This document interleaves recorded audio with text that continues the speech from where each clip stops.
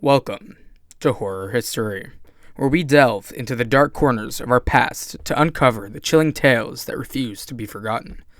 I am your host, Vigilante, and in today's episode, we're heading deep into the icy wilderness of Soviet Russia to explore one of the most baffling and terrifying mysteries of the 20th century. The Dyatlov Pass Incident isn't just a story about 9 hikers who tragically lost their lives. It's a riddle wrapped in mystery, shrouded in fear. How could a well-trained group of young adventurers suddenly and inexplicably meet such violent and bizarre ends?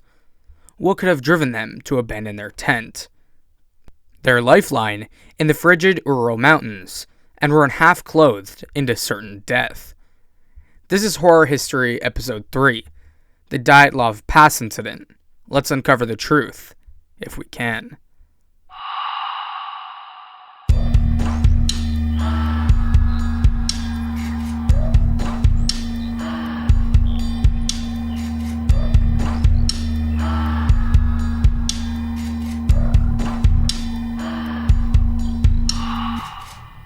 Our story begins in January 1959 at the Ural Polytechnic Institute in Sverdlovsk, Soviet Russia. 9 experienced hikers, 7 men and 2 women, set out to conquer a challenging trek across the Ural Mountains.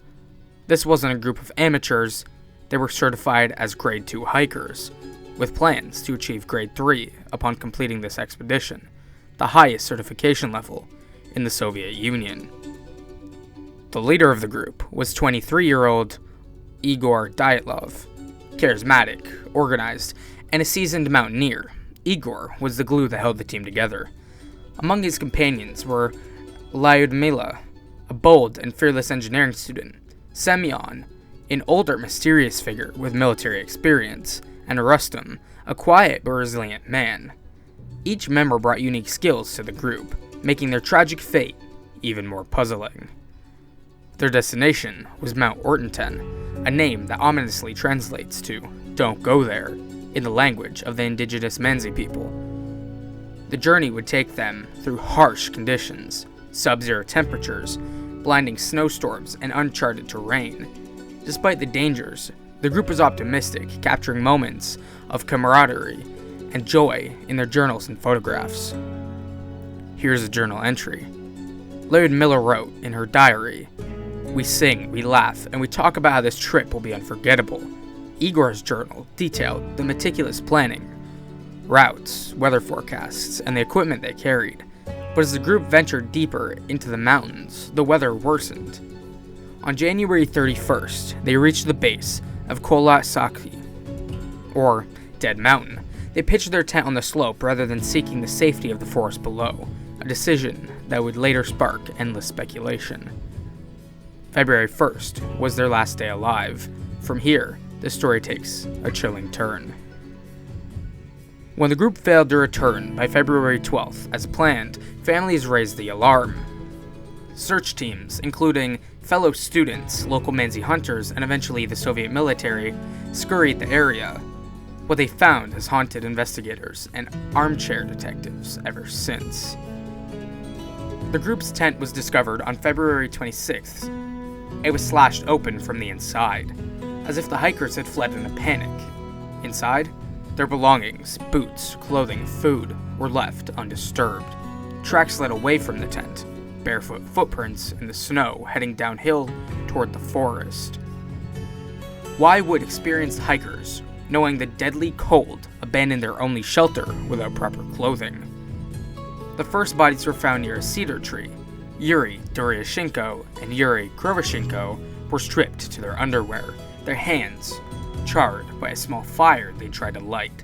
Climbing marks on the trees suggest desperation, as though they were trying to escape something or see something coming. Further up the slope, 3 more bodies were found: Dyatlov, Zina, and Rustam. Their positions indicated they were attempting to return to the tent. Slobodin's skull bore a small fracture, but investigators determined it wasn't fatal. Months later, when the snow thawed, the remaining 4 hikers were discovered in a ravine. These bodies presented even more disturbing injuries.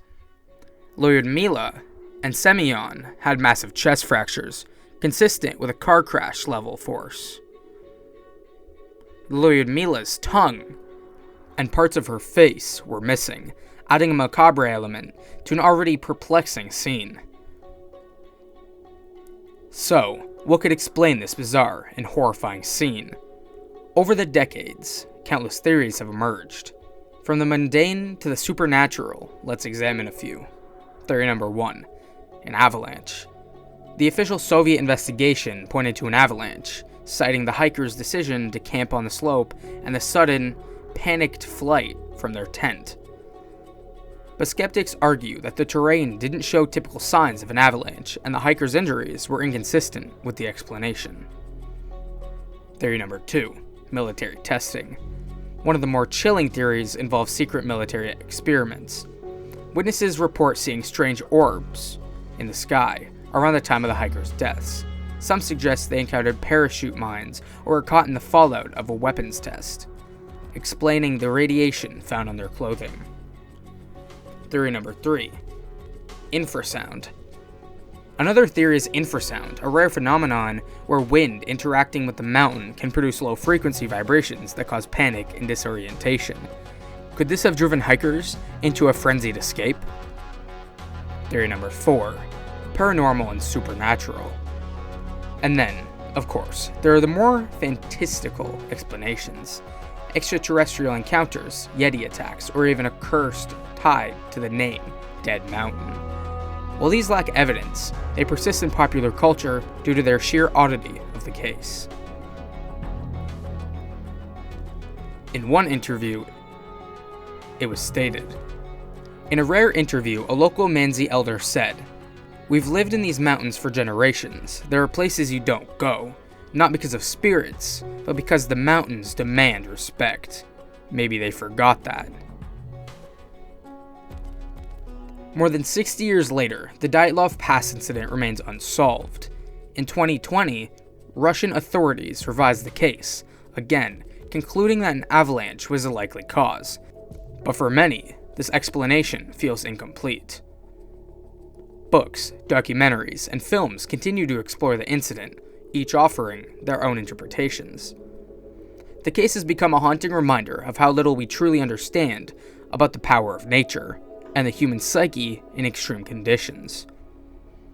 Whether it was a natural disaster, human error, or something more sinister, one thing is certain: the Dyatlov Pass Incident has cemented its place in history as one of the world's greatest unsolved mysteries.